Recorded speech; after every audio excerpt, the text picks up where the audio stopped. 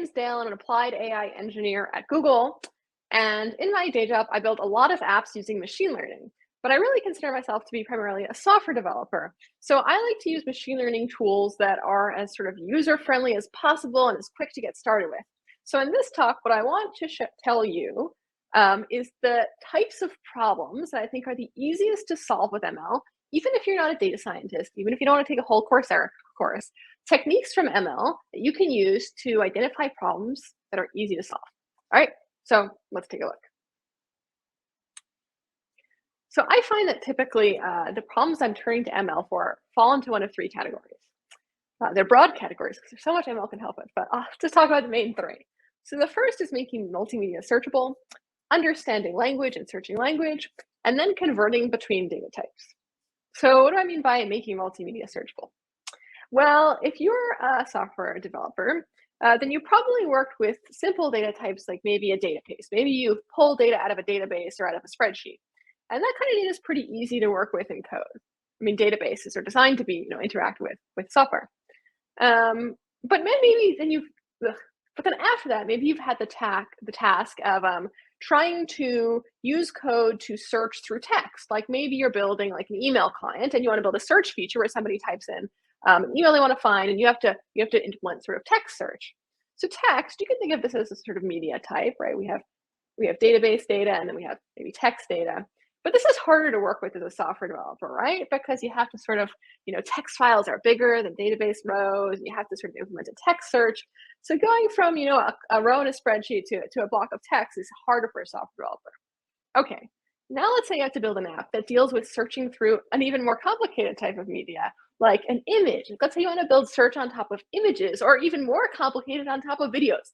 Let's say you as a software developer have to build something that searches through a whole long video to the second where the person smiles at the screen. It's a very tough task if you're limited to only traditional programming, no machine learning. So here's one of the most useful things that ML can do. It can take a complicated data type like multimedia and make it easier to search. So to show you how, I'm going to show you a problem that I solved using ML to make it easier for me to work with video files. So, all right. My problem was that I had tons and tons of family videos, like almost 3 decades of family videos, and they were all uploaded to Google Drive, and I had no way of searching through them. And there were lots of precious moments in those videos, right? Like my first birthday, my first trip to Disney World. But then there were lots of also, boring, repetitive moments in those family videos, like, 100 Thanksgiving dinners. I don't know. So my question was, could I use machine learning to help me better search and sort through my family videos? All right, let me show you what I built. So in order to deal with this massive amount of family video data, I used machine learning to analyze all of my videos that I had moved to Google Cloud, actually. So what did I use ML to do? Well, for each of these videos, I used a model to, first of all, transcribe the video. That is, to go from all the things that people were saying and transcribe it into text. Because like I mentioned a few seconds ago, text is so much easier for software developers to work with than like a whole video file. So the first thing I did was extract the transcripts of the video and then the timestamps that corresponded to where those transcripts lined up. Then I used a different machine learning model to analyze what was going on visually in the videos. So if here's a picture of my kindergarten class. And down here, you can see the tags that the machine learning model pulled out of this video. It said, it looks like we're looking at a kindergartner and a teacher and some sort of singing performance. Okay, so that was first get the transcripts, then find visually what's happening in the video. And then the last thing that I used machine learning for in this project was actually to read any text that appeared on the screen and transcribe that. So for example, these videos were recorded on such an old video camera that the way that the date was associated with the clip was that it was literally just shown on the screen right here. So I used the OCR model to take the text and pull it out so that I could label this video came from June 15th, 1997. Okay, so first I had all my videos. I used these models to extract all of these tags, and I put the tags into a database. And this way, these videos are much easier to work with because it's easier for me to search these tags. So, okay, for example, I remember when I was very young that the best gift that I was ever given was a sparkly Barbie bicycle. So I wondered, with all of this tagging that I did on all of these videos, could I then search for Barbie bicycle and see it come up?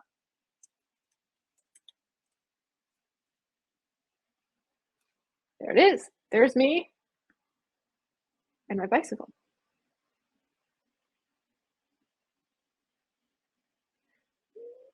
What happens is the computer vision model that I use, which I'll talk about in a second, identified a bike in this frame and then tagged it as bike.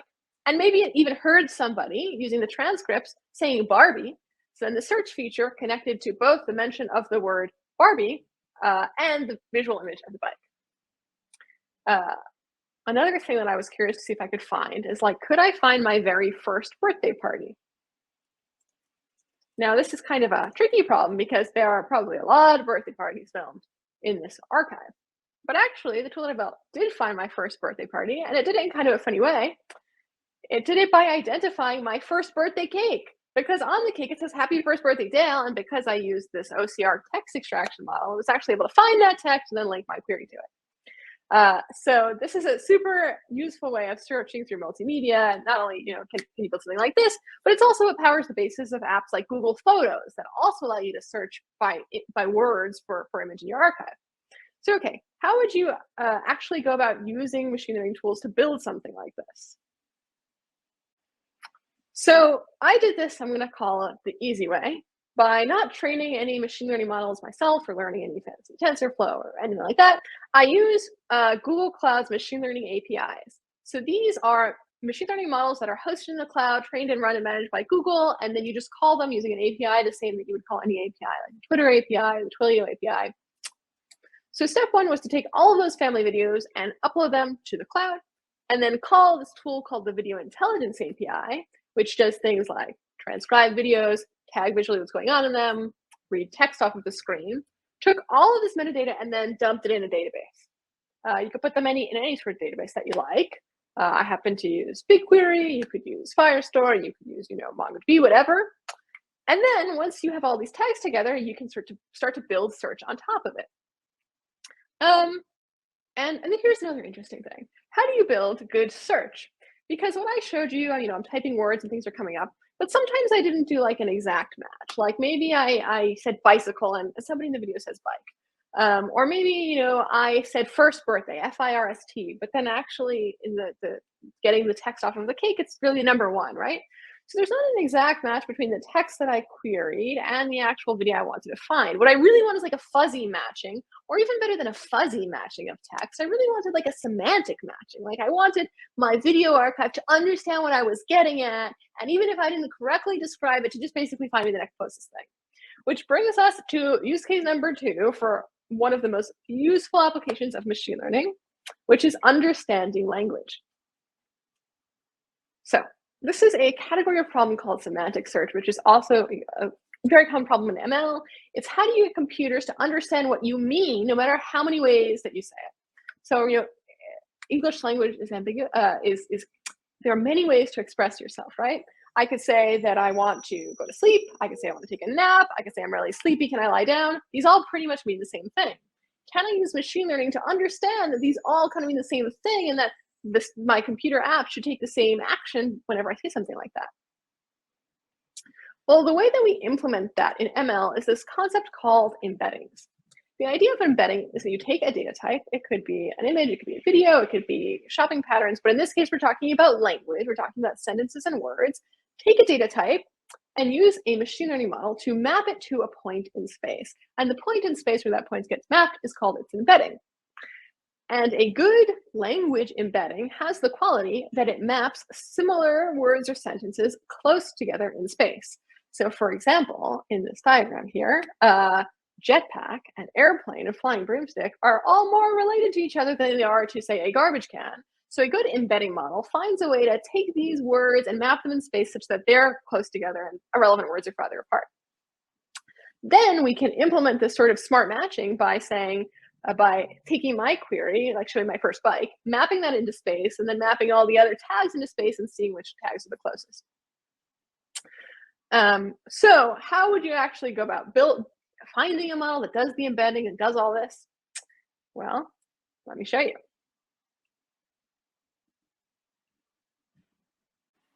So one way that you can embed text in order to build semantic search is using an open source model from TensorFlow Hub. If you're not familiar with TensorFlow, it's one of the most popular frameworks for building deep neural networks, but it's also TensorFlow Hub is a place where people can upload machine learning models that they've already trained on their own data sets that you can just use them in your app. And one of the most popular TensorFlow open source models, see, I just actually put that out, click on the embeddings category, is something called the universal sentence encoder. So this is designed for taking words and sentences and paragraphs and mapping them to space that similar sentences and paragraphs are near each other in space. So you can download this and use it for free. You can do it in the cloud with like a large model, or there's even a JavaScript version of this that you can load in the browser and do it there. And this can form the basis of a semantic search system. Again, so you can use this embedding model in JavaScript, and when you do, it looks just like this. You download a model using this await.load. It's called use. Use is short for universal sentence encoder. You load the model, and then you take your queries, your sentences, whatever, and you use the model to embed those sentences. And when you call the model, what you get back are basically two tensors or arrays of numbers, and what these numbers correspond to are actual locations of points in space, and then it's on you to figure out which points are close. And how do you know whether 2 points are close? Well, there are lots of ways you could do it. You could use Pythagorean's theorem, something like Euclidean distance, you use cosine distance. There are lots of different mathematical ways to tell if points are close, and this is how, I query my my video archive and I look for bike. This is how the closest results are being returned to me. Okay, so now let me show you another application of this, how you could use this to build purely text search, actually in a Google Sheet. Okay, so maybe you want to use that TensorFlow model I showed you that embeds sentences, but you don't want to download it and try it out, set it up, try it out yourself. But you can actually try it from within a Google Sheet thanks to an extension called Semantic Reactor. Let me show you. If you go to the Extensions tab, you do have to install it, but you can download a tool called Semantic Reactor. It's from Google Research. And what it does is when you load it, it takes all of the rows in your spreadsheet and it uses the universal sentence encoder module to encode them to points in space. And then you can query the put your own query in, and it embeds that query and then finds of all of the different rows in the spreadsheet which one is the most similar. So what I have here are a list of news article headlines. So let's say that you are a news company and you have a bunch of articles with their content and their headlines and you want to build smart search. What you could do is embed them all, which has been done automatically. And then when I, as the user, say I want articles that have to do with fashion, embeds the word fashion, embeds all the headlines, find the close matches. And it says, of all of these headlines, the closest match, the most relevant article is bravo to these 10 designers for bringing real diversity to Fashion Week. And you might say, okay, well, this headline has the word fashion in it, and you search fashion, so it's not that impressive. Fine, I hear you. What about the next response? A visual evolution of what we wear on planes from lapels to leggings. Now, this has nowhere in it the word fashion, but the neat thing about embeddings is that in the way it captures semantic meaning, it also can capture cultural associations. So it can sort of understand, if you will, that lapels and leggings and wearing all have to do with fashion. So it gives this as the second result. And I can say the same thing about the third result. Prince Harry really knows how to rock a casual look. The model is intelligent enough to understand the casual look and rocking and all of this stuff makes it a fashion-oriented article. So cover 2 cases so far: making multimedia searchable by adding tags to it and transcribing it, etc. Then implementing smart search on top of that data using text embeddings. And then the third type of category that I find myself often trying to solve with ML is to convert between data types. And this is really sort of broad because it encompasses so many sort of ML-powered solutions. In the first example, we actually talked, you can sort of think about that we talked about this already, because I talked about how we can go from videos to text, right? But okay, let's say that I want to take something like an image and turn it into an audio recording. For example, if you're the type of person that reads a lot of PDFs or articles or research papers, right?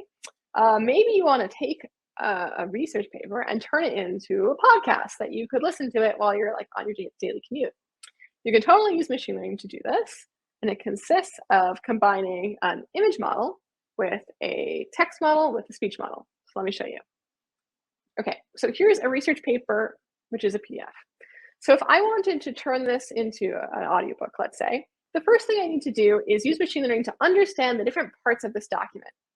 So up at the top, we have the title, then the body text, the author. So step one would be to train a vision model to understand semantically the difference between these parts of the document. So the top part is the title that usually has larger text until way up at the top, and then the body is going to be smaller, and then the header is going to be somewhere in between. So step one would be to train a vision model to understand these different sections. There are lots of ways to build vision models, but the way that I always turn to is AutoML Vision, which is a Google Cloud tool that takes labeled image data sets and builds a machine learning model for you, basically.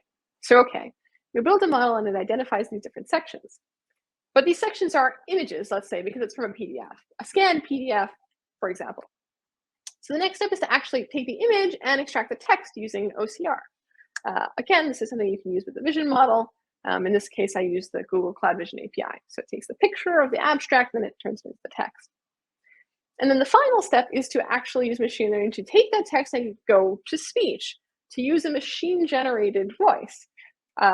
If you are turned off by this because you're imagining a very robotic-sounding computer voice, I totally feel you. But machine learning has made these voices better and better. They continue to get better, more realistic sounding. So here's one example that I created using the Google Cloud Text-to-Speech API. A promising path towards auto-formalization and general artificial intelligence. Christian Seghetti. Today, AI systems are able to learn solving tasks that used to be thought of taking uniquely human capabilities until. So, do you think that you could listen to a research paper this way on your jog and comprehend information? I leave that up to you, but I found that this was actually pretty useful for me. Okay, here's like an extension of that idea. Let's say that we want to take a video and we want to create speech, but in a different language. Like, for example, I make a lot of YouTube videos on how to do things with machine learning. I speak in English, of course. I don't speak Hindi, but I actually learned through analyzing the video stats that most of people who watch my YouTube videos speak Hindi. So I wanted to see if I could use machine learning to sort of like automatically localize them. Again, this is a problem that we can break down into these 4 different steps. First, the transcription using a speech-to-text AI model.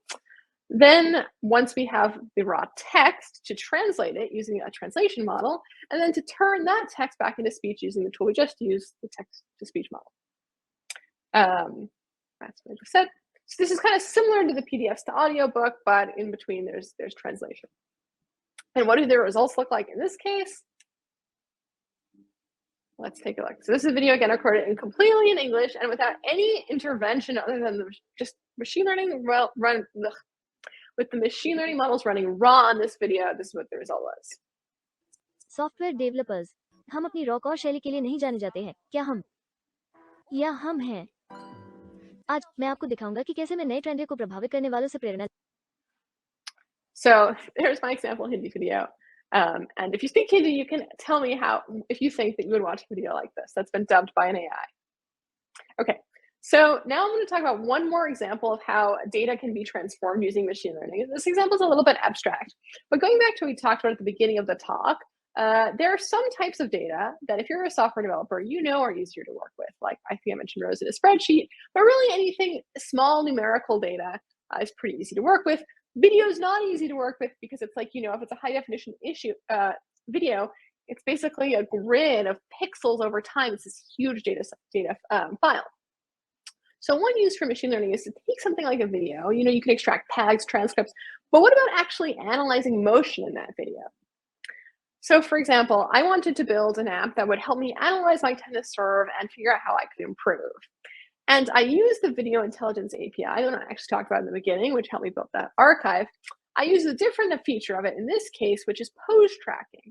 So pose tracking takes a video of a person's movement and it labels, for example, their joints over time, elbow, wrist, shoulder. And so it takes as input in a video and then it spits out like the right shoulder was at this XY position at this time and so on. So you have this sequence of data.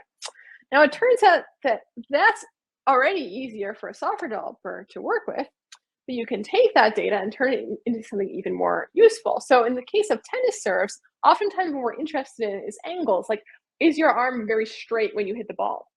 So we can take the output of, say, a pose model and turn it into something like, what is the angle of your arm over time? And is it ever becoming that, 180 degree straight? string pose. So that's one more way that you can take data and transform it into something that's easier to work with as a software developer. And those are the 3 buckets of the problems I think are the most useful to solve with ML. Making multimedia searchable, understanding language, building text search, and finally converting between data types. I hope this is useful for you and that you're able to spot and solve the machine learning problems in your own lives. And if you do, make sure you let me know what you build. Thanks.